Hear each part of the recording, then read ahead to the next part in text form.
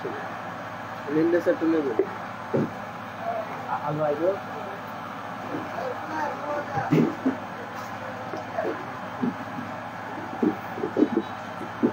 এই আলোটা পাইবো আর কি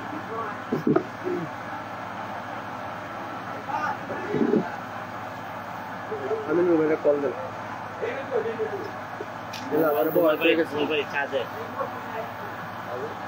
আইবো হ্যাঁ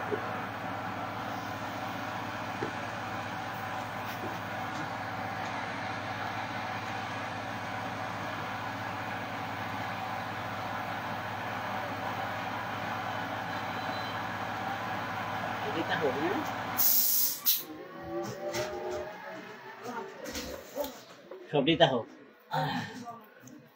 মৃত্যুর পরে যাতে মানুষের দেখে আহত আসতে না করুক বলুন যে মরছে ভালো হয়েছে হ্যাঁ মারা গেছে ভালো হয়েছে আমার আজাব কম হবে যতদিন থাকুন বেশি দিন ততদিন বেশি আমার অপরাধ করা হবে মানে মৃত্যুর পরে যাতে মানুষ বলে মারা গেছে ভালো হয়েছে হ্যাঁ এতে কি যাতে আমি শান্তি পাই না যা কষ্ট হইল বেশি মানে আপনার মৃত্যুতে যাতে মানুষ খুশি হয় হ্যাঁ কিন্তু কথা তো হলো যে একটা মানুষ না করে যে মারা গেছে আমার আমরা হয়ে গেল বা থাকতে ভালো আমরা তো জানি যে আসলে ওরকমই যাতে বলে যে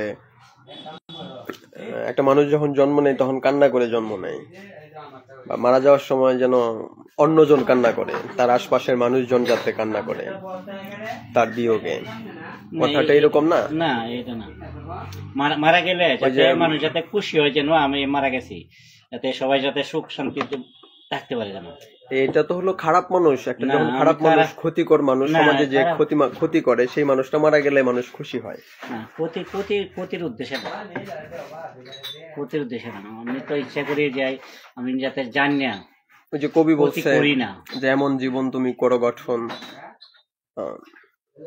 মরিলে হাসিবে তুমি কাঁদিবে ভুবন না এটা তো তাদের দার্শনিকের কথা আর মনের আবেগের কথা বিষয় তো ওইটাই না যে আপনার বিয়োগে যাতে আশপাশের মানুষ যাতে কাঁদে ইসলাম বলতেছে যে মারা যাবে সে যাতে তার যে ইতিহাসটা যে সে কতটুকু পূর্ণ করলো কতটুকু অপরাধ করলো সেটা যাতে কমা চাইতে পারে খাওয়ার পরে যদি আল্লাহ তাকে নিয়ে গেল কিন্তু বেশি দিন থাকলে যদি ভুলভ্রান্তি অপরাধ বেশি হয় হিসাব নিকাশ বেশি দিতে হবে কম দিন থাকলে কম দিন হিসাব নিকাশ হবে না সেটা তো ঠিক আছে কিন্তু আপনি একটা মানুষ খুশি হবে কেন আপনার মৃত্যুতে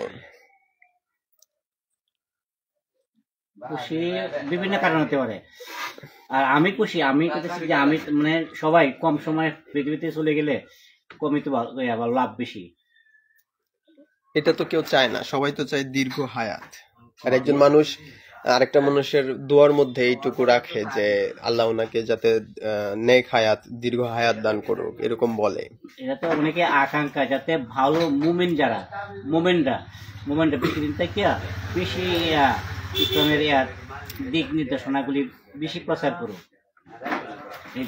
খারাপ মানুষের হায়াতটা যদি বেশি হয় সে যাতে মানে মৃত্যুর আগেও যাতে সে ভালো হয়ে বেশি শাস্তি হবে বেশি ভালো হয়ে মরার একটা সুযোগ থাকে না যে একটা সে ভালো কাজ করুক আগের জীবনে খারাপ করছে বাকি জীবনটা যেন ভালোভাবে কাটাইয়া যাইতে পারে একটা মানুষ মনে করেন হায়াত কম পাইলো তাড়াতাড়ি মারা গেল ঠিক আছে বিষয়টা কিন্তু সে খারাপ থাকা অবস্থায় মারা গেল তাহলে লাভ কি হলো খারাপ থাকে সে তো এমনিতেই তার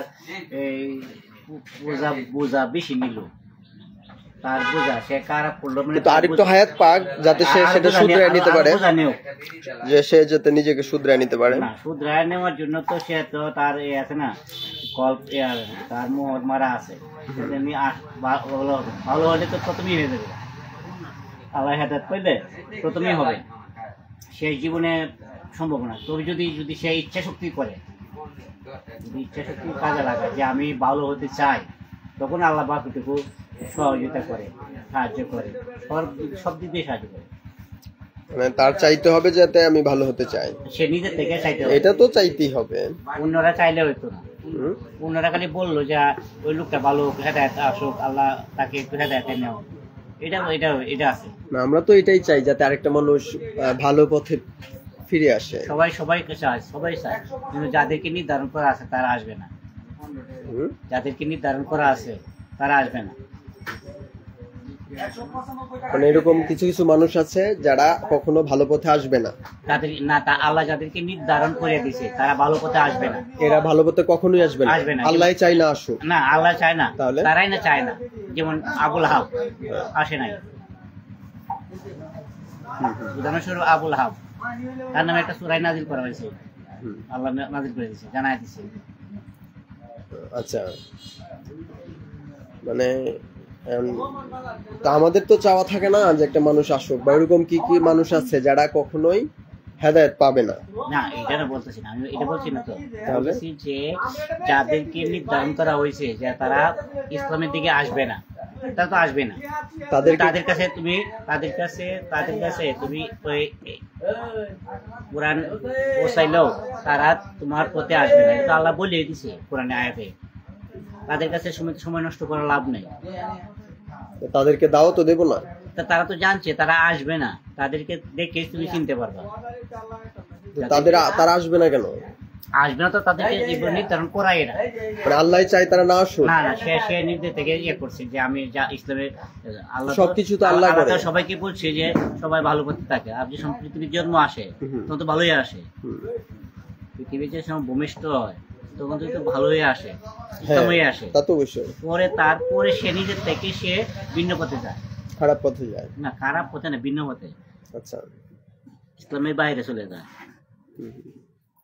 ভিন্ন পথ বলতে তো অনেক কিছুই আছে। ভিন্ন পথে বা ইসলামের বাইরে গেলে আল্লাহ তারা সেই ইসলামের পথে আল্লাহ বলছে যে তুমি যদি আমার দিনে তাকো, তোমাকে আমি একটা বেহেশত দিব, আমার থেকে সরে গেলে তোমাকে আমি আযাব দেব, সুযোগ দিব, কষ্ট দেব। তুমি কোনটা বাছে নিবা, তোমার ইচ্ছা শক্তি তোমার কাছে দিয়ে দিছি। জিন এবং ইনসানকে বিচার করা হবে। কিন্তু সবকিছু তো আল্লাহ তাআলা করায় না, সবকিছু আল্লাহ তাআলা করায়, ঠিক আছে, এটা করায়, সবকিছু আল্লাহর তরফ থেকে হয়, এটা ঠিক আছে। কিন্তু তারপরেও তো আল্লাহ বলে দিছে যে আমি জিন এবং ইনসানকে ইচ্ছা শক্তি দিলাম, তারা ইচ্ছা করলে আল্লাহর বিরোধিতা করতে পারবে, আবার আল্লাহর পক্ষেও থাকতে পারবে। আল্লাহর বিরোধিতা করলে আল্লাহ বলছে যে আমার বিরোধিতা করলে আমি তাকে শাস্তি দেব, শাস্তি বিধান রাখছে আল্লাহ। আবার ভালো করলে তাকে আবার পুরস্কৃত করবে, ব্যাস দেবে। আল্লাহ যেহেতু সবকিছুই করে, সেই হিসেবে সবাইকে ভালো পথে নিয়ে আসলেই তো হয়। এটা তো এই যে একটা কথাই তো বারবার একই কথা, যে তার যে ইচ্ছা শক্তি ওটা যদি সে নিজের থেকে না করে, পরিবর্তন না করে, আল্লাহ বলছে যে তুমি পরিবর্তন করলে আমি তোমাকে সাহায্য করব, তুমি তো ভালো পথে যাও, তোমাকে আমি 10 গুণ আবার বেশি দিব। তোমাকে যে পরিমাণ খারাপ করছো ওই পরিমাণে খারাপ দিব। মানে দুইটা পথ আল্লাহ দিয়ে দিছে, এবং সে দুনো পথ থেকে যে কোনো পথেই সে যাইতে পারে, তাকে স্বাধীন দিছে, সেই স্বাধীনতা দিছে, এবং সে যে পথেই যায় সে পথেই আল্লাহ সহযোগিতা করবে, ইচ্ছা শক্তি দিছে। আচ্ছা আচ্ছা, আল্লাহ তো সব দিকে সাহায্য করে। যে খারাপ উদ্দেশ্যে যদি যায়, আল্লাহ আমি খারাপটা করাম, তাকে খারাপ করার জন্য আগ্রহ করাবে, যে পর্যন্ত করতে চায় ততক্ষণ। কিন্তু শাস্তি বিধান আছে, বলে দিছি ওকে শাস্তি বিধান রাখছি আমি, তুমি যদি খারাপ করো তোমাকে আমি শাস্তি দেবো। পৃথিবীতে 2 বার দেবো, আখিরাতে শাস্তি আছে, এটা স্থায়ী শাস্তি। পৃথিবীতে কি শাস্তি? যেটা অনেক সময় জানবো, অনেক সময় জানতো না। যেমন আমি একটা অপরাধ করছি, অপরাধের জন্য আমি একটা শাস্তি পাইতেছি, তখন আমাকে লাগবো যে আমি এই শাস্তিটা, এই অপরাধটার কারণে আমি এই কষ্টটা ভোগ করতেছি। অনেক সময় জানবে না, অনেক সময় বুঝবে না যে আমি শাস্তি ভোগ করতেছি। এরকম অবস্থা হয়ে যায়। যারা একটু ভালো ঠিক থাকে তারা কিন্তু বুঝতে পারে যে আমার এই কারণে আমার এই শাস্তি হইতে হয়। অনেক সময় আছে আল্লাহ কিন্তু পরীক্ষাও করে, সে কতটুকু ধৈর্যশীল থাকে আল্লাহর প্রতি, শাস্তি দিয়া কিন্তু পরীক্ষাও করে। মানে আগে বুঝতে হবে যে আমাকে পরীক্ষা করতেছে, আমাকে শাস্তি দিতেছে। না, এরকম বলে না অনেকে যে মারা যাওয়ার সময় অনেক কষ্ট করে মারা গেছে, খুব খারাপ লোক ছিল। এটা তো ভালো করে জানে না, অনেক সময় তো গুণ আমি অর্জন করতাম প্রতি, সে কি ভালো করছে না খারাপ করছে সেটা তো আমার ব্যাগটা জানা নাই। বাহিক দৃষ্টিতে যেটুকু জানি ততটুকু বললাম। আর একটা আছে, অনেক সময় আছে সে অন্তর দেয়া, সে অনেক ভালো কাজও করতে পারে, সেটা আমার জানা নাই। আমি যদি তাকে একেবারে খারাপ বলি, সে তার গুনাহ কিছু আমি নিতেছি, শেয়ার করতেছি। এটা তো আমাকে বলছেন আল্লাহ যে তার গীবত গাও, তার অজান্তে তুমি গীবত গাও, আমাকে না করছে। আচ্ছা আচ্ছা, না লোকে বলে না যে লোকটা খারাপ ছিল, তো মারা যাওয়ার সময় খুব কষ্ট করে মারা গেছে। এদিকে মুমেনদের কাজ না, মুমেন যারা তারা এই কাজ বলে না। বা আবার অন্যজন মারা গেল যে তার মারা যাওয়াটা খুব সহজ ছিল, হাসতেছে মারা যাওয়ার পরে। মুমেনরা সবসময় চেষ্টা করে যে একটা ভালো নেক আমল করে মারা যায়, দোয়া করে যে আল্লাহ তাকে ভালো হেদায়েতে নিয়ে আসে। আচ্ছা,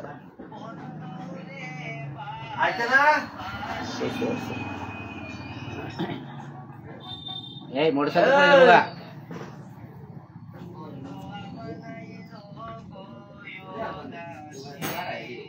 তুমি কি কো? ইসলাম ইসলাম কি অতীত বর্তমান ভবিষ্যৎ বলতেছে না? হ্যাঁ, ইসলাম তো সবই বলে দিয়েছে। কিয়ামতে কি হবে, এই আদি পুরুষ পিতা হযরত আদম আলাইহিস সালাম কিভাবে তৈরি হয়েছে, কিভাবে কি সবকিছু জানাইছে আল্লাহ। এবং আমরা যারা আছি আমরা কিভাবে চলতেছি তার বিধান দেওয়া আছে। মরলে পরে কি বিধান হইব তাও দেওয়া আছে, বেহেশত হইব না দুজক হইব বলা আছে। অন্য ভালা মন্দ দুটোই আছে, উদাহরণও আছে, যেটা আমি যে ফেসবুকে দিছিলাম একবার, মনে আছে। তো তারপরে মানুষ ফিরত আসে না কেন? ফিরত আসে না, যাদেরকে মোহর মারা দেওয়া আছে তারা আসবে না। আল্লাহ তাদেরকে মোহর মেরে দিল কেন? কেন মেরে দিছে? এইগুলি তো আরো ব্যাপক ওই অর্জন করতে হবে জ্ঞান। কোরআনের মধ্যে অনেক কিছু আছে যেগুলি আরো ভালো করে জ্ঞান অর্জন করতে হবে। আমরা যারা আছি কম জ্ঞানে অতটা পারতাম না, আরো জ্ঞান লাগবে, আরো কোরআন শরীফ পড়তে হবে। কোরআন মাজিদ আছে না, কোরআন মাজিদে অনেক কিছু ব্যাখ্যা আছে, ভালো করে বুঝতে হবে। আমরা যারা কোরআন বুঝি না তাদের কি করতে হবে? না বুঝি না এটা বললে ভুল হবে। কোরআন বুঝে কিন্তু কোরআনকে সে আগ্রহ করে ধরে না। যে পড়তে জানে না, বাংলা পড়তে পারে না, আরবি পড়তে পারে না, না পড়তে পারে না দেখলে কিছু না, সমস্যা নেই। পড়তে পারে না দেখে সমস্যা নেই। তো তার জন্য কি, যে পড়তে পারে না? না তার জন্য তো বলছে যে আল্লাহর কাছে চাও। আল্লাহ বলছে একটা আয়াতে দিছে, যেমন এই আছে না, ওই আয়াতটা পড়ছিল মুসা আলাইহিস সালাম যে আমার জড়তা খুলে দাও, আমার বক্ষ প্রশস্ত করে দাও। বৃদ্ধ বয়সে তো আর সে স্কুলে যায় বাংলা শিখতে পারবে না, ইংরেজি শিখতে পারবে না, আরবি শিখতে পারবে না। কোরআন কিন্তু স্কুল প্রতিষ্ঠানে পড়া না, যে কোনো জায়গায় যে কোনো সময় পড়া যায়, যে কোনো জায়গায় যে নীরব জায়গায় তুমি পড়তে পারো। যদি আল্লাহকে বল ডাকো যে আল্লাহ আমাকে একটু সাহায্য করো, কোরআন পড়তে আগ্রহী পড়তে চাই, যদি তুমি মন খুলে যদি ডাকতে পারো তোমাকে আগ্রহ করাই দেবে এবং কোরআন পড়তে হবে সেটা সাহায্য করবেই করবে নিশ্চিত। এটা বললাম সাহায্য করবেই করবে। আল্লাহ বলছে যে আমি আমার কাছে চাও, চাইলে পরে আমি তোমাকে সাহায্য করবো। কোরআন সংরক্ষণ করার জন্য তো আল্লাহ সাহায্যকারী, সবচেয়ে উত্তম সাহায্যকারী। ঠিক আছে, কিন্তু আমরা তো সেটা পারি না। আমি তো সেটা পারি না। না তুমি এইদিকে আগ্রহ করো না, দেখি তো পারবে। ওইদিকে আগ্রহ করতে হবে, কোরআনকে আগ্রহ করতে হবে। কোরআন আগ্রহ না করলে তো কেউ, আমি যদি আগ্রহ না করি, আমাকে যেমন বলা হয়েছে ইচ্ছা শক্তি, আমি ইচ্ছা করতেছি পারবো, ইচ্ছা করতাম না পারবো না। আমি আমার ইচ্ছা হয়েছে আমার এই কোরআন শরীফ পড়ার, আমার ইচ্ছা হয়েছে নামাজ পড়ার। যেমন কোরআন নামাজ পড়ার কথা বলা হয়েছে 82 বার, পড়ার কথা বলা হয়েছে 92 বার। কি পড়া? শুধু বলি কোরআন বিষয়ে, আল্লাহর কিতাব বিষয়ে, নবী অন্যান্য নবী যারা আছে সকল বিষয়ে কিভাবে করছে, আমার ভালো মত কোনটা সেটা ধরে নেওয়ার জন্য, জানার জন্য এটি বলে দিচ্ছে। সে তাগিদটা তো আছে। আর কোরআন তো আল্লাহ নিজেই প্রথম শিক্ষক। আর আমাদের নবী, তারপরে নবী পাঠাইছেন, নবীরাও তো আমাদেরকে প্রশিক্ষণ দিছে কিভাবে কি করতে হবে। এটা তো নিশ্চিত জানানো, এটা তো প্রতিষ্ঠিত হয়ে গেছে। এখানে যদি না জানার ভান করা হয় সেটা সম্ভব না, সেটার কৈফিয়ত দিতে হবে যে আমি আমি আমি জানছি না, আমাকে জানাইলো না, এই মুখে শিখাইলো না, এটা বললে হবে না। একটা দায়িত্ব পড়ে না যে জানে, এই দায়িত্ব খালি তোমার, সবাই তো একই শিক্ষিত না। না এই দায়িত্ব যদি এই দায়িত্বের জন্য পয়সা থাকো যে হ্যাঁ আমাকে পড়াইলো না দেখিয়া আমি পড়লাম না, এটা তোমাদের ভাত খাওয়ার কথা, তোমাকে দায়িত্ব দেয় কেন, পানি খাওয়ার কথা, অক্সিজেন খাওয়ার কথা, এটি মনে করে দেখে। একটা রিক্সা চালক বা একজন কৃষক, তারা তো তাদের তো মানে প্রাতিষ্ঠানিক পড়ালেখা নাই, তো তাদের কি করা? কোরআন কিন্তু প্রাতিষ্ঠানিক পড়া লাগে না, আপনি আরবিটা পড়লে এটা একটা কোরআন কিন্তু জানা লাগবে না। কোরআন বিষয়টা যদি সে যদি বলতে পারে যে আমি আল্লাহ কে ডাকবো, আল্লাহকে ডাকবো, নবীর যারা আছে, যারা ইসলাম সম্বন্ধে তো অনেক কিছু দেখছি বাস্তবে চলতে ফিরতে অনেক। তাহলে যে স্কুল কলেজে শিক্ষক থাকে কেন? তাহলে তো একা একা নিজেরাই বই দেখে পড়ে ফেলতে পারে না? এটা তো স্কুল কলেজে দিল আমাদের দুনিয়া দিয়ে আমাদের চিন্তাধারায় আগে সংরক্ষণ করা, আমাদের আমরা পার্থক্য করছি। কোরআন কোনো আলাদা পার্থক্য বলতে চাইতেছেন যে শিক্ষকের প্রয়োজন নাই? না না, শিক্ষকের প্রয়োজন তো দিছি নবী পড়ানোর জন্য, এবং গাইডলাইন দিছি, এবং ধাপে ধাপে আবার আছে না যে সময় যে মতো অন্যরা দিয়া মুখস্থ করে রাখছে, নবীজি লিখিত করে রাখছে, কোরআন লিখিত করে রাখছে না, সেটা তো আছেই। তুমি যদি কোরআন না বুঝো, আল্লাহ বলে দিছে, একটা আয়াত দিছে, তুমি যদি না বুঝো জ্ঞানীর কাছে যাও, জ্ঞানী তোমাকে দিবে, এই আশায় বসে থাকো না, তোমার দরকার তুমি যাও। এটা মানে ওস্তাদের কাছে যাওয়া লাগবে। ওস্তাদ বলতে যে কোরআন বিষয়ে যে ওস্তাদ, জ্ঞানী বলতে কোরআন বিষয়ে যে পারদর্শী, যে বিজ্ঞানী কথা বলা হয়েছে না এখানে, বিজ্ঞানী কথা বলা হয়েছে না, বিজ্ঞানী তো হলো অন্য বিষয়, কিন্তু কোরআনের ভিতরে অনেক বিজ্ঞান আছে, সেগুলি তো অর্জন করে তো শেষ করতে পারবে না। তা তো ঠিক আছে, কি আর কি না কোরআনের ভিতরে তো আছে সব। ভুল কথা কয়ে তো লাভ নাই, ভুল কথা কয়ে লাভ নাই, ভুল কথা কয়ে লাভ নাই, যাতে যেটা বাস্তবে আছে, যেটা কোরআনে আছে, সেগুলি আমরা তো না দেখার বান করি, সেটা তো আর আল্লাহ ক্ষমা করবে না। তা তো ঠিক আছে। তুমি যে বললা যে একটা রিক্সা ড্রাইভার জানে না, কিন্তু রিক্সা ড্রাইভার জানে যে আল্লাহ ডাকলে যে তার যে ভালো লাগে, আল্লাহ ডাকলে যে সে শান্তি পায়, সেটা সে জানে। আস্তে আস্তে অগ্রসর হইতেছে, যারা ইসলামের দিকে আগ্রহী তারা আস্তে আস্তে আগ্রহীতেছে, যেটা তুমি আমি জানি না, অনেকেই কিন্তু অনেক কিছু করতেছে। আমরা খালি শুধু বলি অনেক ব্যাপক মানুষ লেখাপড়া করে না, প্রতিষ্ঠানে যদি ভুল ব্যাখ্যা পড়ায়, সেটা তো লাভ না। ভুল ব্যাখ্যা যে জানবো কিভাবে সে ভুল ব্যাখ্যা পড়ে গেছে? এই জন্য আল্লাহর কাছে চাইলে আল্লাহ কিন্তু স্মরণ করাই দিবে, এটা কিন্তু ভুল আছে, ওটা ভালো আছে, এমন জায়গা আছে আল্লাহ কিন্তু পাঠায় দিবে, তুমি এখানে শোনো গা, আমাকে আগ্রহ সৃষ্টি করবে, এই শোনো গা। শুনতে গিয়ে দেখুন যে আগে যেটা পড়ছিলাম সেটা ভুল ব্যাখ্যাটা শোনায় দিছে, তখন আমার বিবেকের ভিতরে একটা পার্থক্য বসে পড়ছে যে কোনটা ঠিক। যেমন আল্লাহর কাছে আমি চায়া যে আল্লাহ আমাকে একটু ভালো পথে দেখাও, তখনই আমাকে দেখাবে, আমি যদি না চাই আমাকে দেখাবে না সহজে। তাহলে কি আমরা ঠিক মতো আল্লাহর কাছে চাইতে পারতেছি না? ঠিক মতো না, আল্লাহর কাছে চাই না, ঠিক মতো না, আমরা আল্লাহর কাছে চাই না, দুনিয়ার কাছে চাই, ঠিক হলো পরে বিষয়, আমরা তো চাইতেছি না আল্লাহর কাছে। আল্লাহর কাছে যেভাবে চাও সেভাবে আল্লাহ শুনেন, ঠিকভাবে আসবে, ঠিকভাবে। আল্লাহকে তুমি চুরি করবা যদি চাও, তুমি আল্লাহকে চুরি করায়, কিন্তু আল্লাহ নিজে কি চুরি করাইছে? দুনিয়াতে যখন কষ্ট পাই, দুঃখ পাই, আমাদের ব্যথা আসে, বেদনা আসে, আমরা কোনো সমস্যার সম্মুখীন হই, তখন তো আসলে মানে কি করবো, তখন তার কোনো পথ খুঁজে পাই না। এই জন্য বলছি আল্লাহ বলছে তুমি একটু ঠান্ডা হও, স্থির হও, হুট করে কোনো কিছু করো না। তোমার যদি জ্ঞানের বাইরে কিছু হয়, তুমি আল্লাহর কাছে সাহায্য চাও, উত্তম সাহায্যকারী।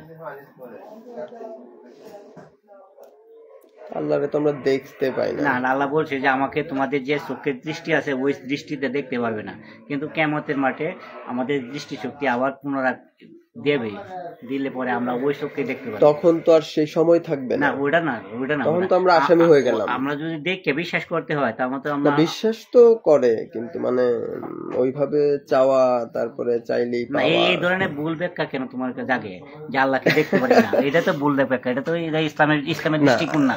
আল্লাহ তো আছেন, না, অবশ্যই আছেন। তারপরে সবকিছুই আল্লাহ করেন।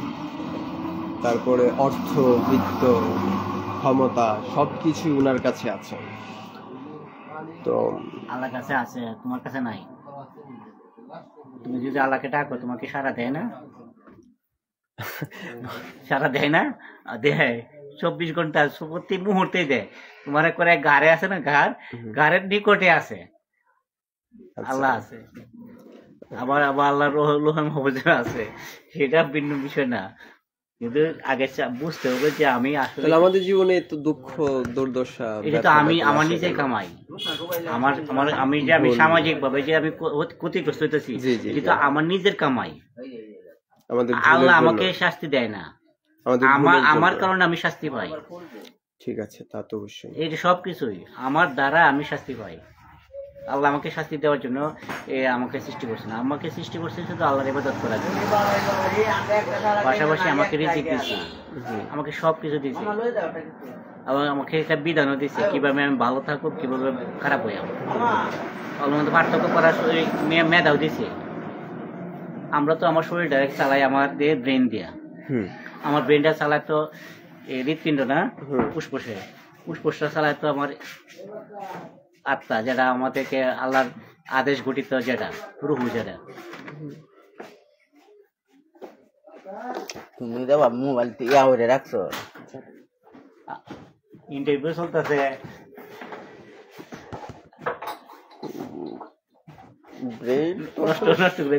সবার ব্রেন তো আর কাজে লাগে না, না, একই সাথে সবার ব্রেন একই অবস্থা দিছে।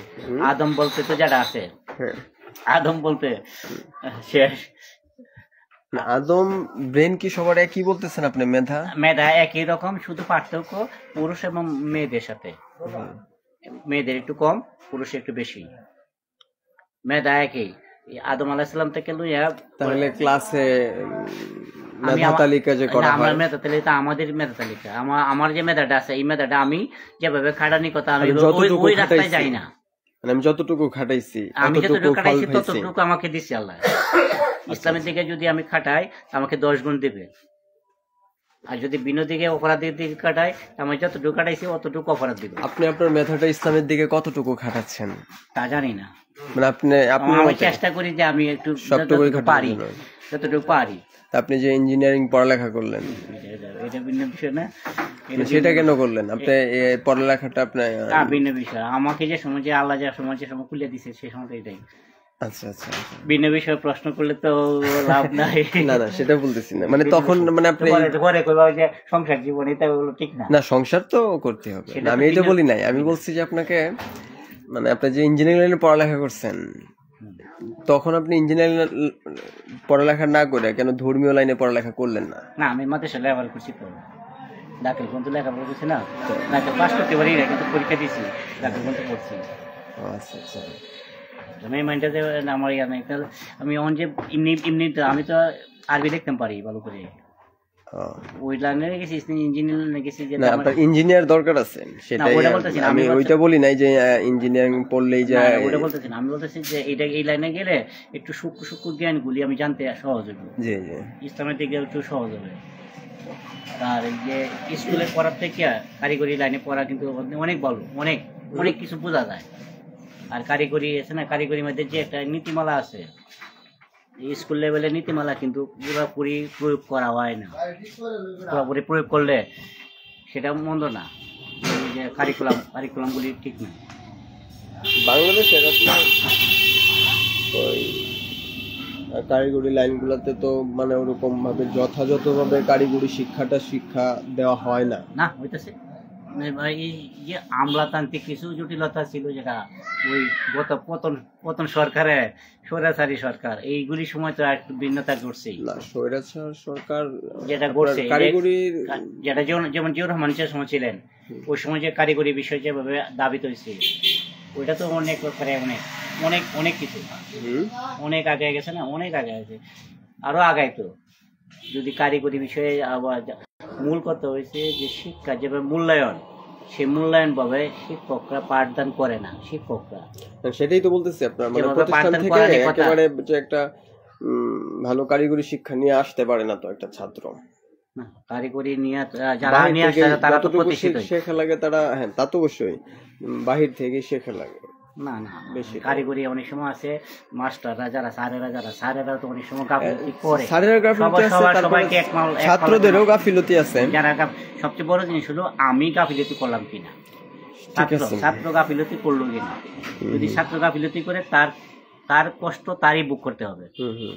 প্রতিষ্ঠানও দায় নিবে না এবং সার্টিফিকেটও দায় নিবে না, কারিগরেও নিবে না। সে যতটুকু তার সিলেবাস ছিল সে পূর্ণ করছে কিনা। যদি পূর্ণ করে সে সফল, যে কোনো সময় সফল। সার্টিফিকেট এই না, যে কারিকুলামের যে একটা নীতিমালা আছে, নীতিমালা মানে সিলেবাস, যেটা সিলেবাস যদি সম্পূর্ণ নীতিমালা অনুসরণ করে, সিলেবাস অনুসরণ করে, সে সফল, বাধ্যতামূলক সফল হবেই হবে। ঠিক আছে, প্রতিষ্ঠান থেকে হয়তো অতটা না না, প্রতিষ্ঠান থেকে পুরাপুরি নাও পায়, তার তাগিদেই করতে হবে। যেটা বলা হয়েছে যে আমার ইচ্ছা শক্তি, আমি যদি আমার সিলেবাসটা পূর্ণ করি আমার দ্বারা,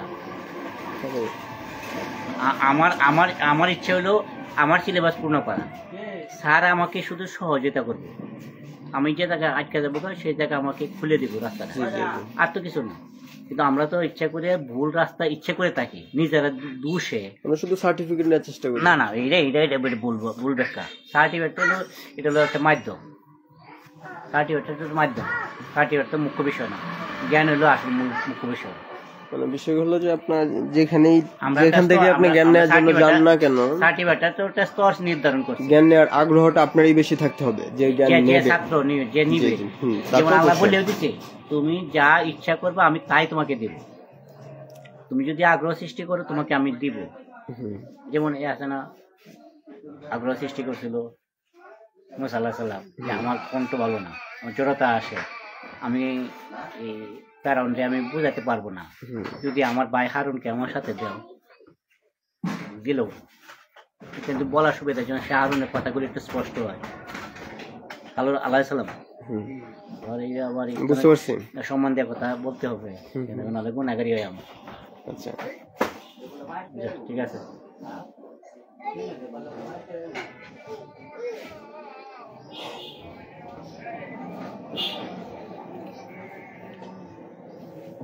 মনে করেন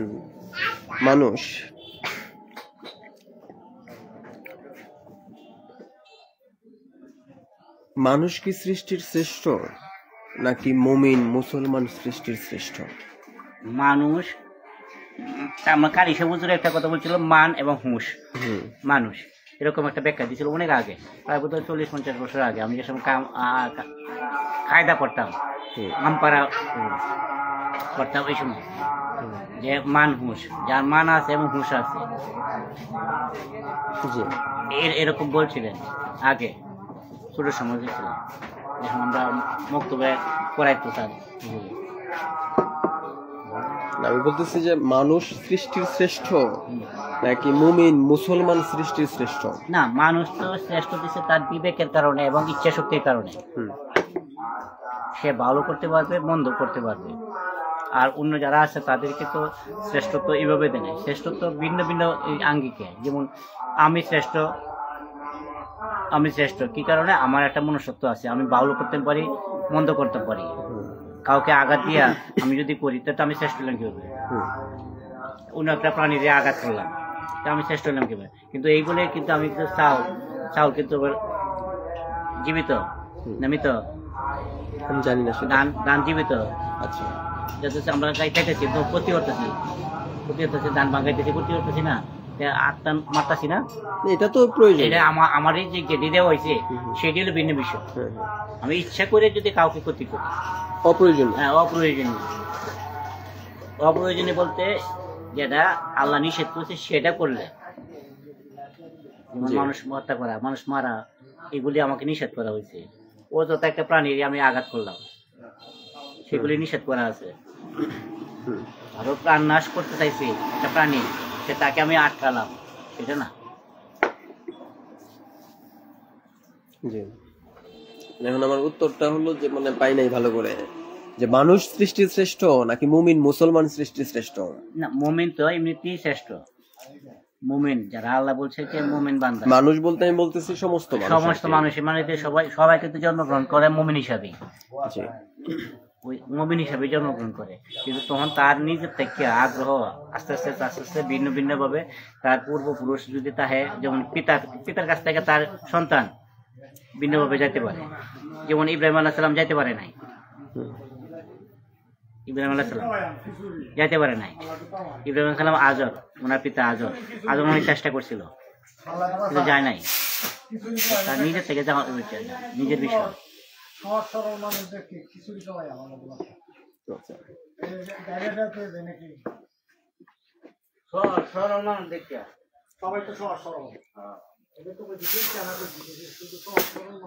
তোমার একটা প্রশ্ন করলে পারবা?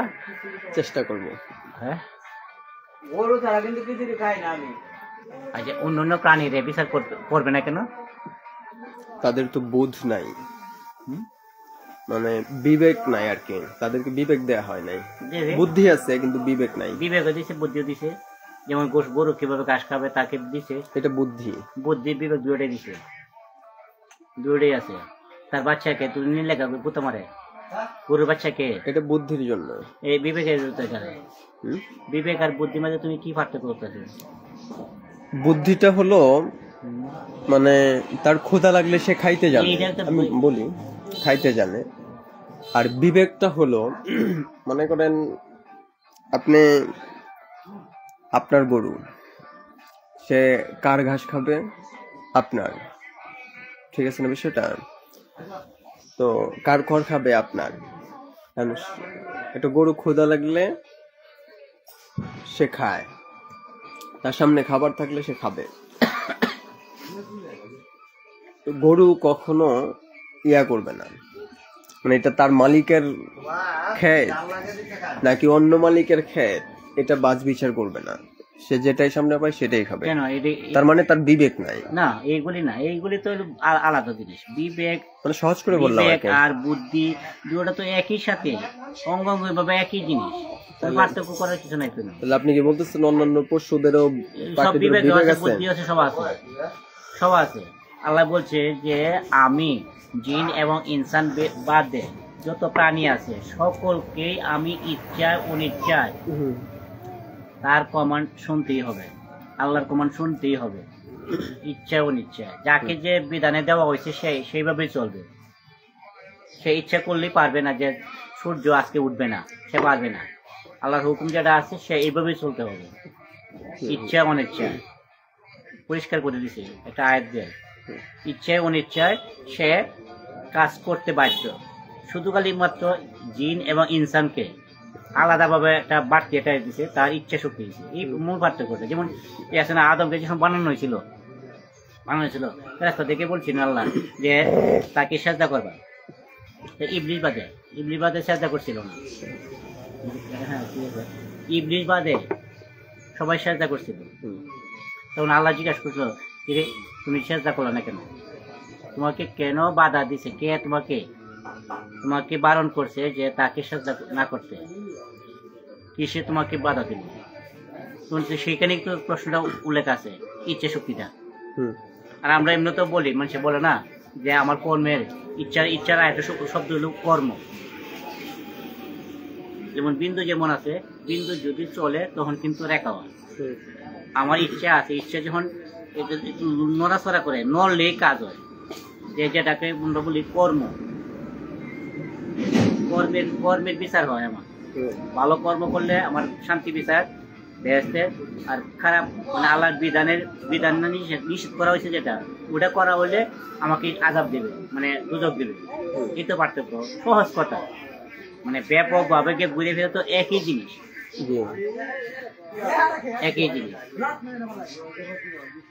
মূল কথাগুলি জানলে তো সহজ। আর আমরা তো অতভাবে মুক্তি হয়েছি না, অতভাবে কোরআন ভালো করে আমরা এতটা বেশি গভীরে আমরা যাইতে পারি, বিশেষ করে আমি পারি না। এই জন্য আর বেশি ব্যাখ্যা তোমাকে দেওয়ার মতো তো আমার রাস্তাও নাই। ভবিষ্যতে যদি জানি আরো দিব না।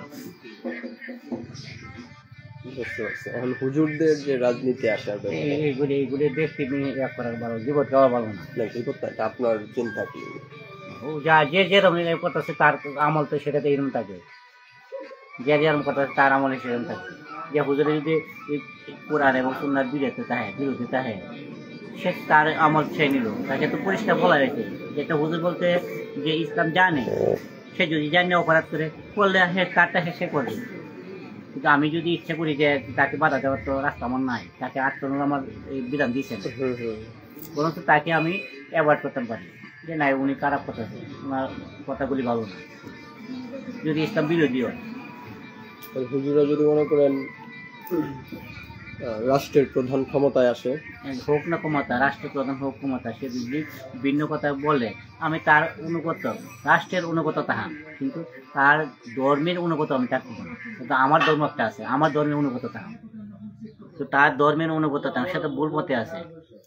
মনে করেন কোন রাষ্ট্রীয় ভাবে আমার কাছে চাপাইয়া দিয়েছে, সেটা হলো ভিন্ন জিনিস। ইসলাম তো আমার কাছে চাপাই দিছে না। কোন ইসলামী দল আইসা যদি মনে করেন ইসলামী আইন বাংলাদেশে বাস্তবায়ন করার চেষ্টা করেন, আপনি কেমন? এটা তো সবাই চাইতেছে, আল্লাহ তো বলতেছে যে আমার আইনটা চলুক আপনিও সারা বিশ্বে। এটা আল্লাহ নিজেই বলতেছেন কোরআনে, কোরআন নাজিল করা হয়েছে যে ইসলামের দিকে আসো, একমাত্র দিন ইসলাম এবং এটা প্রতিষ্ঠিত। তাহলে মনে করেন জামাত বলেন, আন্দোলন বলেন, হেরা যে জামাত বলতেছে পার্টি করে, পার্টি তো ইসলামে নাই, মজলিস ইসলামে তো সরাসরি পার্টি নাই। বাংলাদেশে তো সিস্টেম এটাই, এটা তো বাংলাদেশে যেহেতু পদ্ধতি এটা, তারা এইভাবেই আসবে। গণতন্ত্র যেহেতু বাংলাদেশে, সেই হিসেবে তারা তো গণতন্ত্র পথ ধরে আসতে হবে নাকি? এটা হলো আরেকটা বিষয়, এটা ইসলামের সাথে এটার সাথে মিল লেলে তো তাহলে এছাড়া ওই গণতন্ত্র এটা আরেক বিষয়। আপনার গণতন্ত্র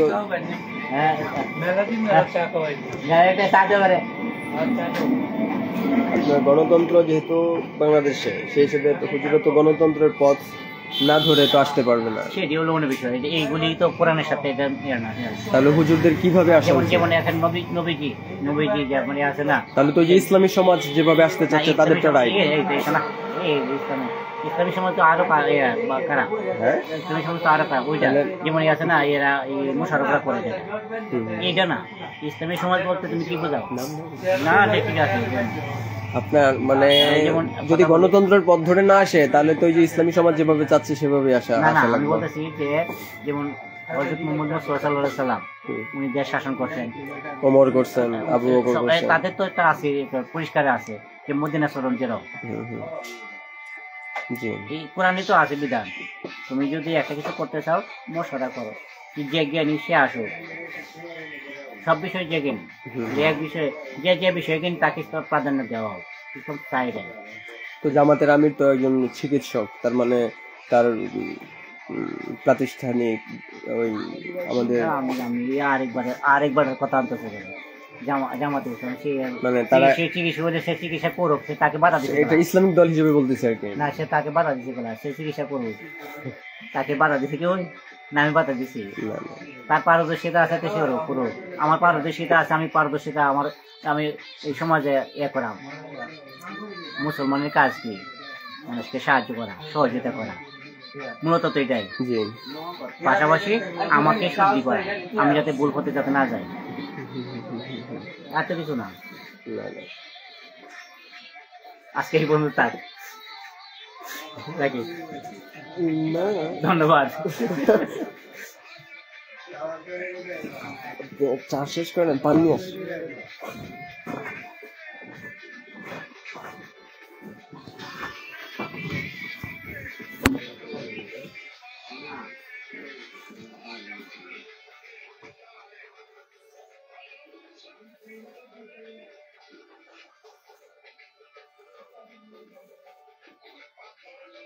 এই লাইট ভেঙে দেবো গা, হাতে টানলে ভেঙে দেবো গা।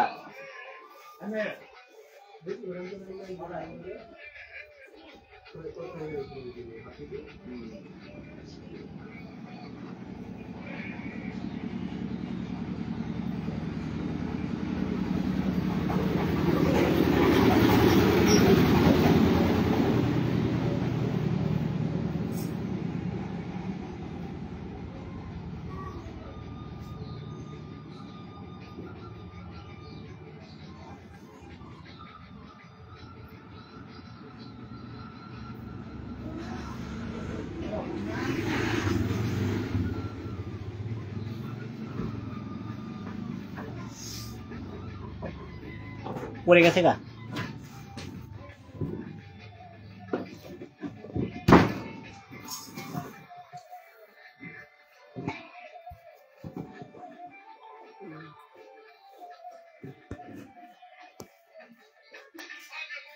জায়গায় সাথে পড়ে পড়ে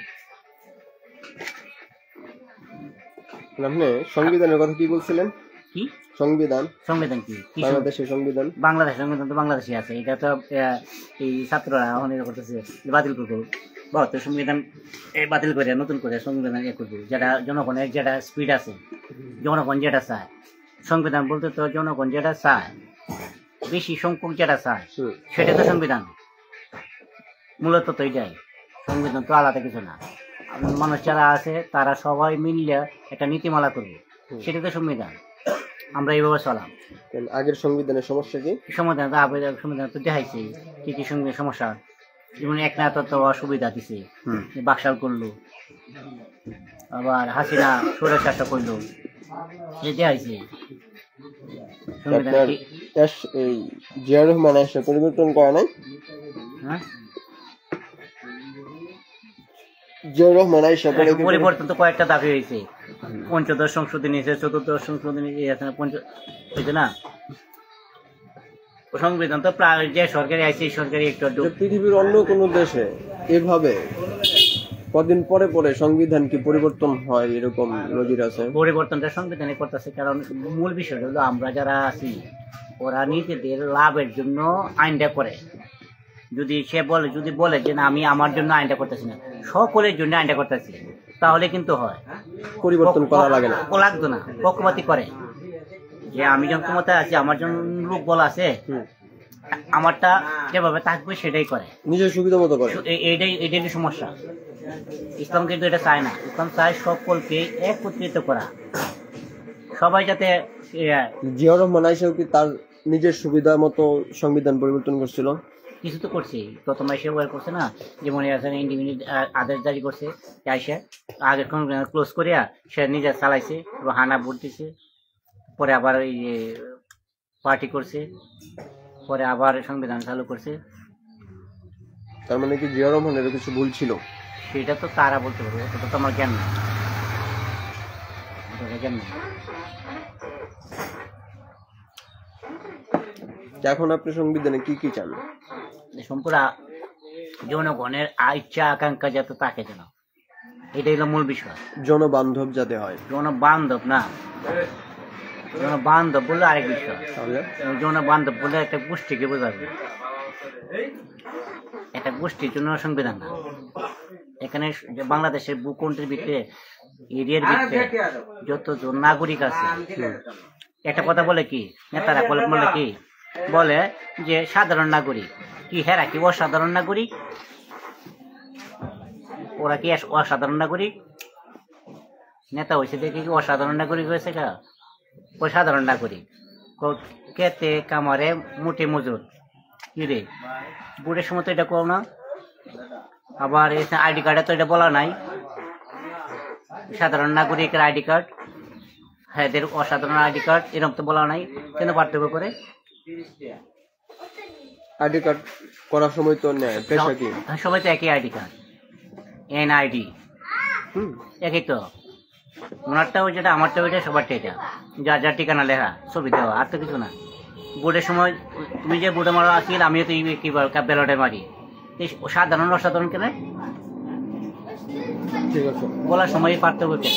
এই যে ভূমিষ্ঠ নিবন্ধন করে না, জন্ম নিবন্ধন কেটে জন্ম তো কেউ জানে না, আল্লাহ ছাড়া কেউ জানে না জন্ম কোন সময় কার হয়েছে, মার গর্ভে জন্ম হয়েছে, কে কোন সময় হয়েছে।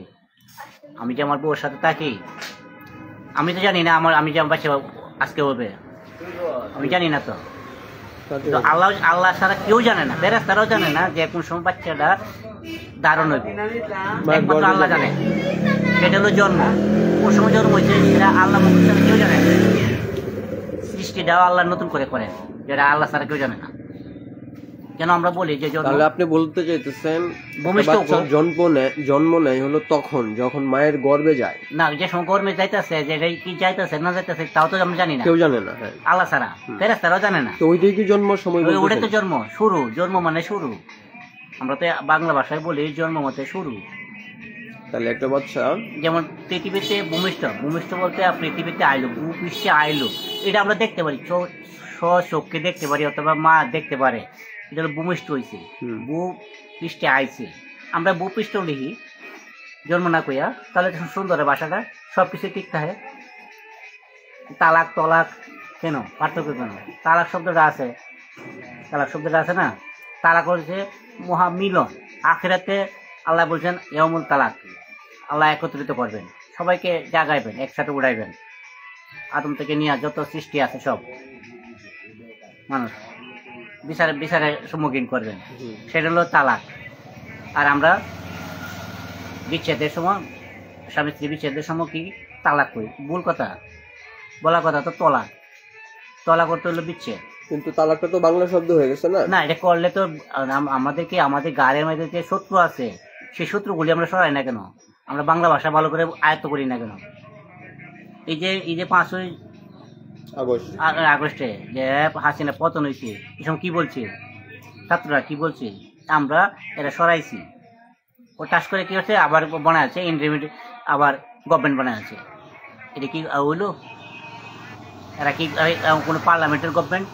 কি দরকার ছিল? এরা শুধু কেন এই যে ভাষাগত পার্থক্য কেন, শব্দগত পার্থক্য কেন? আমরা যে আসলে মূর্খের জাতি এটা প্রমাণ করতেছে যে এরা ব্যাকল আছে জমিদার, আমরা উপরে চাপায়া যায়। তো ওইখানে তো অনেক বড় বড় অধ্যাপক ছিল, স্বার্থবাদী আছে যারা, তাদেরকে সরাই দিলে সব সন্তানরা, যারা নিজেরা ভাষার স্বার্থ, ক্ষমতার স্বার্থ, তাদেরকে সরাই দিলেই সব ঠান্ডা।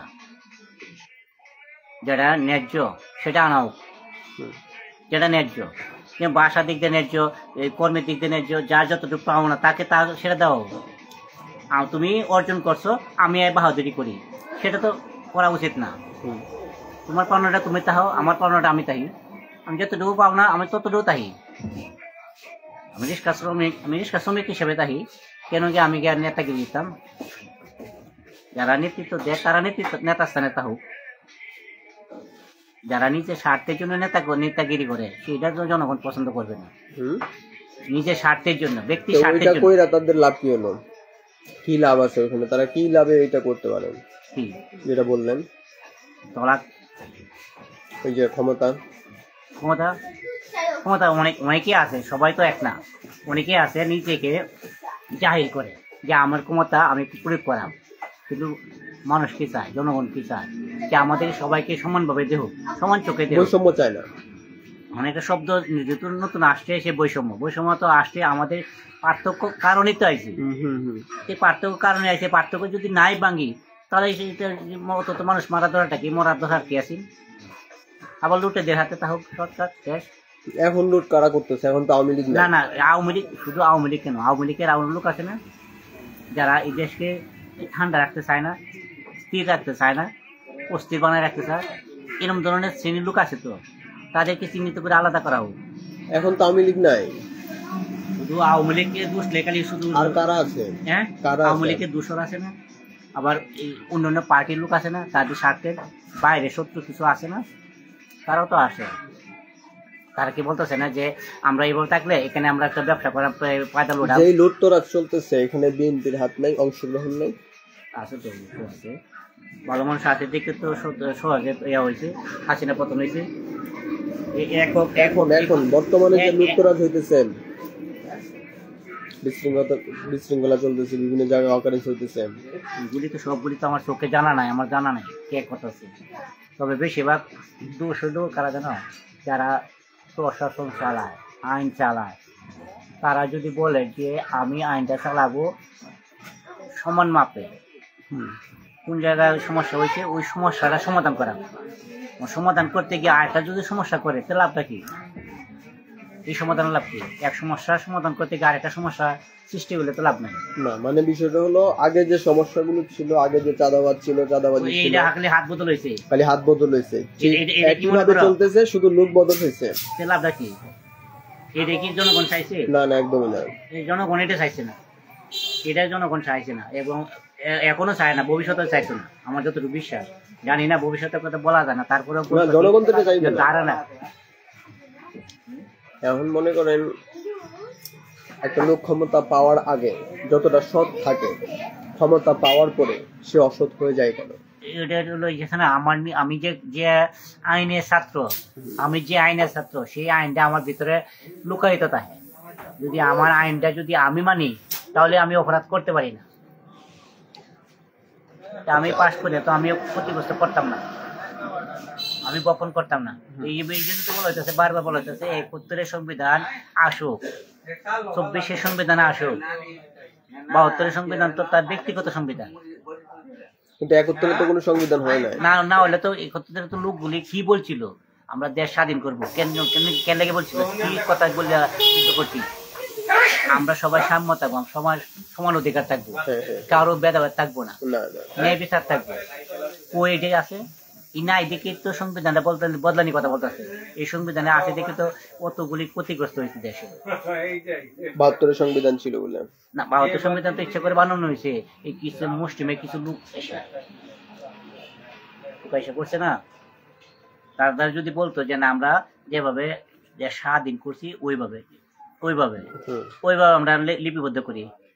এখন তো বলতেছে যে আমরা হাসিনারে পতন করাইছি, এখন আমরা যেন ভুল আছে ভুলগুলি শুদ্ধ করি, ঠিক করি, জনগণের স্বার্থে করি। কেন বেশ কেন এক না, কেন ফায়দা কার? তারা ফায়দা নিতে চায়, এক না হলে তো ফায়দা নিতে চায়, তাদেরকে আলাদা চিহ্নিত করে নিতে হয়। চিহ্নিত করবে কারা? তুমি আমি জনগণই করবে। যেমন হাসিনা চিহ্নিত করছে, সময় বেশি লাগবে, এরকম চিহ্নিত হবে ভবিষ্যতে। তুমি যদি অপরাধ করো, আমি অপরাধ করলে আমাকেও চিহ্নিত করবে, ফাঁসি মঞ্চে আমাকে উঠতে হবে, কাট করে আমাকে দাঁড়াতে হবে।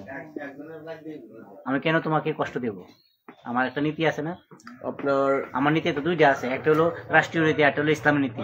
দুইটা তোমার, আমি কেন তোমার আরেকজনকে কষ্ট দিব? সবাই তো আমরা যে গণ অভ্যুত্থান হয়েছিল, তারপরে সেটা মুক্তিযুদ্ধের রূপ নিল, কিসের জন্য? অধিকারের জন্য। আরেকটা কথা বলি, আরেকটা কথা আছে যে মুক্তি বাহিনী কতগুলি ছিলেন আর কতগুলি সার্টিফিকেট বিতরণ হয়েছে, কেন বাড়তিগুলি? এটা তো ওই যে টাকা দিয়ে অনেক বলে দেয়, এরা কারা? অবতুল কাদের তো বলছে এরা কারা, টেজে কেন কাওয়া কাদের কয় না? এমন ওনার মতো ক্ষমতাশালী জনগণকে বলো যে আমরা এই করতে চাইছিলাম দেশের। আনিসুর রহমান উনি আইন বিশেষজ্ঞ, উনি কেন আবার আলাদা গেল? মনে করেন ৬৯ থেকে ৬৯-এ আন্দোলন হলো, ৭১-এ মুক্তিযুদ্ধের রূপ নিল, মানুষ মারা গেল, যুদ্ধ হলো, অনেক প্রাণ গেল, ধর্ষণ হলো, আমরা স্বাধীনতা পেলাম।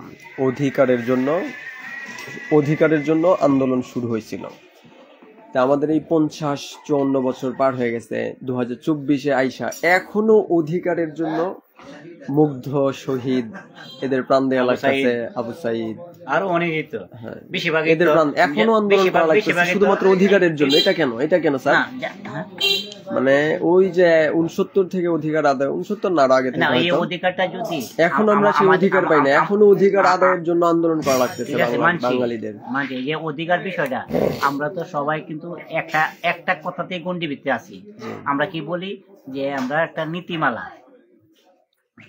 বলি। আমরা নীতিমালাটা কি? পার্লামেন্টের যে একটা আইন, যেটা সংবিধান, ঘুরে ফিরে তো সেই একই জায়গায় আমরা এই নীতিতে চলাম। আমরা সবাই অঙ্গীকারবদ্ধ। ও তখন কি সবাই অঙ্গীকার করছিলেন ওইভাবে লেখার জন্য?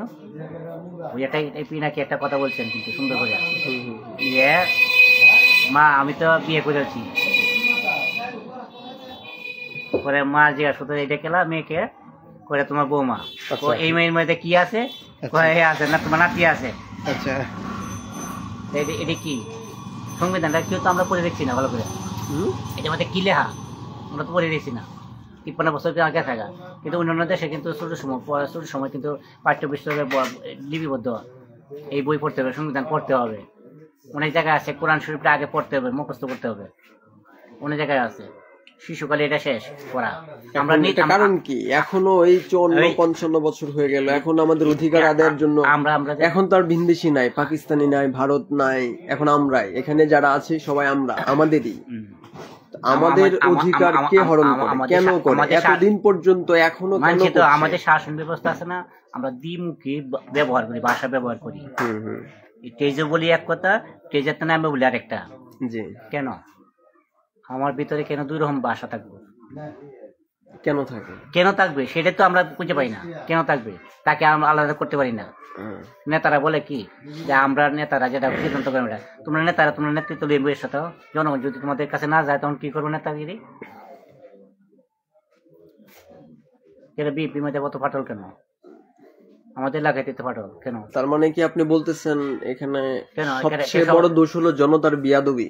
না না, এইগুলি বলে জনগণ তো ঠিকই আছে, জনগণ কিন্তু ভুল করে না, ভুল করে নেতৃস্থানীয় লোকেরা। জনগণ কোনো সময় ভুল করে না। জনগণ হলো আম মানুষ, নাগরিক, তারা কিন্তু ব্যাপক মানুষ, তারা কিন্তু ভুল করে না। ব্যাপক মানুষের ভুল করে না, ভুল করে মুষ্টিমে কয়েকজন। সুযোগ কে দেয়? হ্যাঁ, সুযোগ তো নেতারাই। ওই মুষ্টিমে কিছু মানুষের পিছনে কারা যায়? জনগণ। এর বিভিন্ন কারণ আছে, একটা দারিদ্রতা আছে, ক্ষমতার একটু ব্যবহার আছে, অপব্যবহার আছে, ক্ষমতার অপব্যবহার আছে, এই জন্য বাধ্য হয় তাইতে। আপনার জুলাই বিপ্লব, তুমি আচ্ছা একটা কথা বলি, তুমি যদি একটু পয়সার দিক দেয়া, তুমি যদি একটু বেশি থাকো, তোমাকে আমি কাছে নেবো কেন গিয়ে তোমার পয়সার জন্য। আমি যখন থেকে মানে একটু কষ্ট মেতে পড়ছি, আমাকে অযথায় হয়রানি করতেছে অন্য একটা মহল, তখন আমি একটু আশ্রয় নেব বাঁচার জন্য। যেন আশ্রয় নিতাম গেলে বাঁচার জন্য, সেখানে গিয়ে কিন্তু আরো বেশি বেকায়দা আমাকে পালাই দেওয়া হয়েছে। তখন তো আমরা কি সেটাই ভালো ছিল, যেটা একটা ভাষা খারাপ ভাষা বলে যে গোসাবাই তুতু দেওয়া, একটা খারাপ জিনিস সাবাইছি, আচ্ছা আবার আবার আরেকজনে তুতু দিলাম, লাভটা কি হলো? ওটা তো খারাপ না। এখন মনে করেন 90 গণ অভ্যুত্থান হলো, এরশাদ যখন স্বৈরতন্ত্র চর্চা করলো বাংলাদেশে, তারপরে বাংলাদেশ অনেক আন্দোলন করলো। এই সংবিধান কিন্তু এদেরকে দোষে না, সমস্ত রাজনৈতিক দল। এই বর্তমানে যে 72 যে সংবিধান আছে, এই সংবিধানে কিন্তু যারা এরশাদ কিংবা এদেরকে দোষে না, কারণ এটা সংবিধানের মধ্যে এরকম ভাবে লেখা, সে এটা হইতে হবে। সংবিধানে নীতি আছে এইভাবে, যেমন মনে করো কোরআন আছে, কোরআন মাজিদ আছে, কোরআন মাজিদ তুমি আয়ত্ত করলে ইচ্ছা করলে তুমি ভুল করতে পারবে না। মনে করেন এরশাদ স্বৈরতন্ত্র চর্চা কইরা পতন হয়েছে, এবং সমস্ত রাজনৈতিক দল বিএনপি আওয়ামী লীগ সহ যারা আছে সবাই একত্রিত হইয়া এরশাদের পতন ঘটেছে। ঘটানোর পরে বিএনপি আসলো, তারপরে আওয়ামী লীগ আসলো, আবার বিএনপি আসলো, তারপর যখন আবার আওয়ামী লীগ আসলো, আবার সেই তারাই যখন এরশাদের পতন ঘটাইলো স্বৈরতন্ত্র চর্চা করার কারণে, ঠিক তারাই আবার আওয়ামী লীগ আবার আইসায় 8 যখন আসলো, আইসা তারা আবার স্বৈর শাসক হয়ে ওঠার সাহসটা কোথায় পেল, কিভাবে পেল? এই 72 সংবিধান এর মধ্যে তো পরিষ্কার লেখা যে প্রধানমন্ত্রী যা করবেন সেটাই সত্য, ভিন্ন কিছু করা। সংবিধানে তাকে ক্ষমতা দিতেছে পড়া। আচ্ছা, এই জন্য বলতেছে যে এখন বর্তমানে বলতেছে যে সংবিধানটা ভালো করে দেহ, সংবিধানে কি লেখা, এটা কি থাকলে এরকম ধরনের আবার আসবে, যে আসে এই সংবিধান ফলো করলে এটাই। মনে করো কোরআন পড়লে পরে তুমি ইচ্ছা করলেই আল্লাহকে বলতে পারবে না, কিন্তু বাইবেল পড়লে তুমি বলার সম্ভাবনা আছে, কারণ বাইবেলে কিন্তু নাই গিয়া আল্লাহর কাছে যাওয়া, ঈসার কাছে যাওয়া, ঈসার কাছে যাওয়া নাই গিয়া। ঈসা আলাইহিস সালাম কিন্তু আল্লাহরই প্রেরিত লোক। খ্রিস্টানরা কি বলে যে ঈসা আলাইহিস সালামকে ক্রুশবিদ্ধ করে মারা হয়েছে, বাইবেলে বলতেছে, কিন্তু আল্লাহ বলতেছে না, আমি তাকে উঠাই নিয়েছি, কিয়ামতের আগে আসবেন। আমরাও জানি উঠাই নিয়েছি, এটা তো ইসলামে কয়, কোনটা সত্য তুমি নিবা? ইসলাম যেটা বলছে না, এটা তো তুমি তো এই যে সংবিধানের মধ্যে যা লেখা আছে ওটা ভালো, এই পদে গেলে তো এটা ফলো করবা। আমি এই জিনিসটা বদলাই দিই, তুমি আসো পদে, আমি তোমার এই সংবিধানটা যে নীতিমালা, জনগণের নীতিমালাটা আমি প্রয়োগ করে দিই। বর্তমান সরকার এটা পুরো ইউনিট সরকার, এই নীতিমালাটা প্রয়োগ করে দিও যে এটা এইভাবে দেশটা চলবে, রূপরেখাটা করে দিও। পরে যে আমল আসুক, আসে তো এই নীতিমালা বাইরে যাতে না নিতারে, বাধ্য হইতে ভালো হইতে বাধ্য।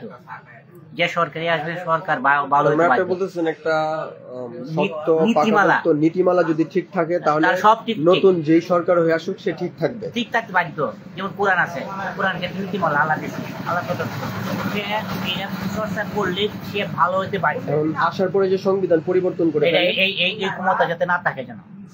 এটা তো কোন সংবিধানে লিখতেই হবে। এখন বর্তমান আবার সরকার যদি কোনো ভোটের দরকার, জনগণে ভোট দিবে, আমরা জনগণ বলতে সব নাগরিকরা ভোট দিবে যে আমরা এই আইনটা বাতিল করা, তাহলে ঠিক আছে। যদি সব জনগণের যদি একটা ভোট না নেয়, এককভাবে করলে তো হইতো না। সব জনগণের যখন ভোট দিব যে এই আইনটা বাতিল করা হোক, তাহলে ঠিক আছে, তাহলে কোনো ভুল নাই। আমরা সবাই চাইছি যে চোরকে চেয়ারে বসায়, সমস্যা নাই। আমরা সবাই মত দিছি ভালো মানুষকে চেয়ারে বসায়, সমস্যা নাই। এটা জনগণের সবাই চাইছে, আমরা এই যে বর্তমানে জনগণে চাইছে ইউনূস সরকার থাকুক, একটা ভালো মানুষ থাকুক। ভালো মানুষের দ্বারা আমরা একটু যদি সংস্কারটা যদি করতে পারি, একটা ভালো মানুষের সামনে রেখে যদি আমরা সংস্কারটা করতে পারি, অন্যান্য যারা স্টেক হোল্ডার আছে তারা সহযোগিতা করবে। ওই সহযোগিতা না করে তারা আবার কিন্তু নিজেদের স্বার্থ নিয়ে দৌড়াদৌড়ি। তারা কারা? তারা তো এই দেশের নাগরিক। তাদের পরিচয় কি? তারা পরিচয় তো ভিন্ন ভিন্ন পরিচয় আছে, ভিন্ন পরিচয় আছে। যেমন রাষ্ট্রে যেমন ডিসি আছে, ইউনো আছে, আমলারা আছে, অথবা এই নেতৃস্থানীয় কিছু লোক আছে, রাজনৈতিক দল আছে, ভিন্ন ভিন্ন আছে। সবাই প্রকাশ্যে কয়েকটা, আন্ডারগ্রাউন্ডে করতেছে আরেকটা। কেন পার্থক্য কেন? প্রকাশ্যে বলুক আমি এটা চাই, প্রকাশ্যে বলুক। যে নেতা আছে প্রকাশ্যে বলুক আমরা এটা চাই। এই যদি যুক্তিসঙ্গ একটা ভোট নেও, জনগণের ভোট নেও, নাগরিকদের ভোট নেও।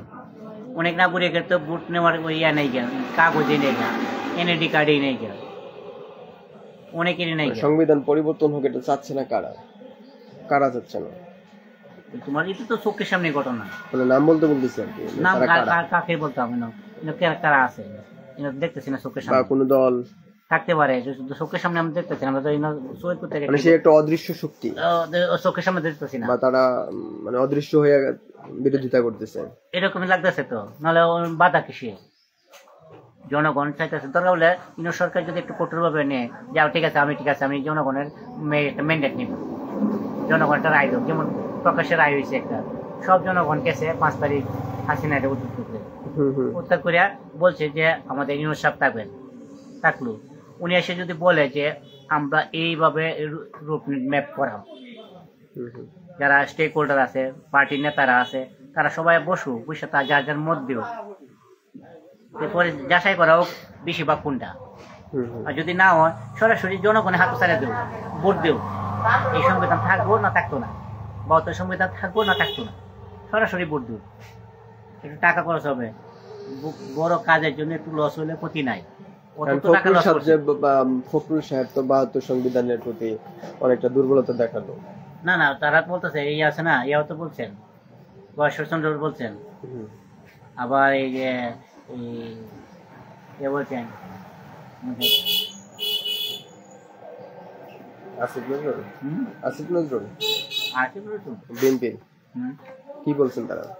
বলতেছে 72 সংবিধান কি আছে, 72 সংবিধানে কি আছে, যদি তাহলে বাতিল করবে। এটা কি গতকালকে অনুষ্ঠানটা দেখলাম, দেখতে সংবিধান নিয়ে হ্যাঁ ফুয়াদ সাহেব উনি তো বলতেছেন ভালো কথা, ব্যারিস্টার ফুয়াদ উনি তো ভালো কথা বলতেছেন, উনি কিন্তু ভালো কথা বলতেছেন, কিন্তু উনি কোনো ভাত করতেছে না, যাদের ফায়দা লুটার দরকার তারা। সংবিধান পরিবর্তন হলে বিএনপির সমস্যা কোথায়? আমি তো সেটাই বলতেছি, শুধু বিএনপি কে আমি দায়ী করবো কেন? শুধু বিএনপি না, আমি বলতেছি জনগণ কি চায়, এই সংবিধান একটু টাকা খরচ করলে লাভ হোক না, যদি সরকারের যদি একটু কষ্ট হয়, একটু আমরা এমনিতেই অনেক কষ্টে পড়ছি, অনেক লুটে নিছে মানুষের। আবার সংবিধান পরিবর্তনের সাথে আপনার 72 যে সংবিধান তাদের তো অনেকেই আছেন, ডক্টর কামাল আছেন, তারপর আরো অনেকেই আছেন, তাদেরকে সাথে রাখতে পারে। তারাই তো ক্ষতিটা করছে, এই ডক্টর কামালের তো সংবিধানের ক্ষতি করছে বেশি, সেই তো ক্ষতি। আমি বলতেছি তারাও থাকুক, আমি বলতেছি যে সুরের বিচার যদি টাকাতে রাখতো দেরি করার জন্য, তাই ভালো তোমার প্রস্তাবটা। সুরের বিচারটা দিলাম ডাকাতে রাখতো, যে ডাকাত তুমি এটা বিচারটা করে দাও, সুরে চুরি করছে, এটা ভালো তুমি বিচার দিলাই, বিচারটা ভালো হয়েছে। আমাদের দরকার হলো জনগণ যদি আপনি আমি ওটা বলতেছি না, আমি বলতেছি শর্টকাট কথা, যে এই সংবিধান থাকবো না থাকতো না, জনগণ কি বলেন? থাকবে না। জনগণ যদি বলে যে দরকার নেই, আমরা আমাদের জনগণের আকাঙ্ক্ষা সংবিধানে তাহার কথা, এবং সব দেশেই আছে এভাবে। তো এখনকার জনগণ দ্বারা যদি আপনি সংবিধান এখনকার পরিবর্তন করেন তাহলে তো আপনার একাত্তর স্পৃহা পাবেন। না না না, আপনি যে বললেন না যে- না থাকবে একত্রের সংবিধানে যে কথা, বর্তমান সংবিধানে একই কথা। অনেক লোক বলি কি চাইছে, একত্রে যা চাইছে এখনো তাই চাইছে, ভবিষ্যতে তাই চাবে, কারো পার্থক্য নাই। আমরা সবাই বাঁচাম, সবাই শান্তিতে তাহাম। জি। আগেও শান্তি চাইছে, এখনো শান্তি চায়, ভবিষ্যতেও শান্তি চাবে, কেমন রাখ পর্যন্ত। তাহলে মাঝখান থেকে কারা স্বৈর শাসক হয়ে এই যে নীতিমালাটা ফিরে আসে?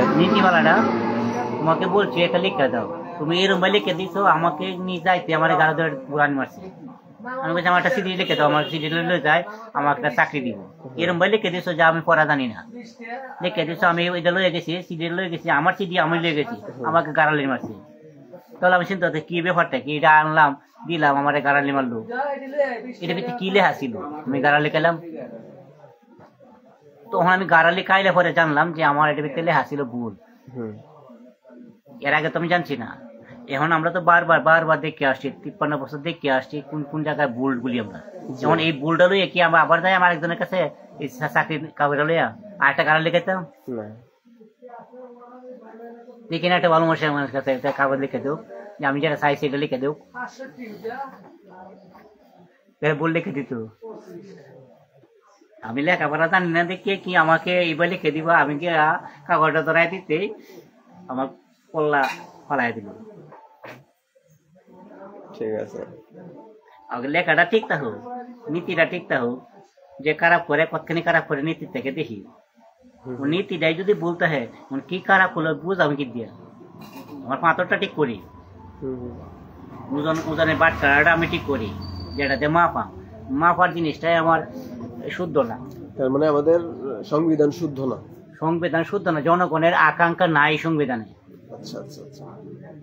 জনগণ, বাংলাদেশের জনগণ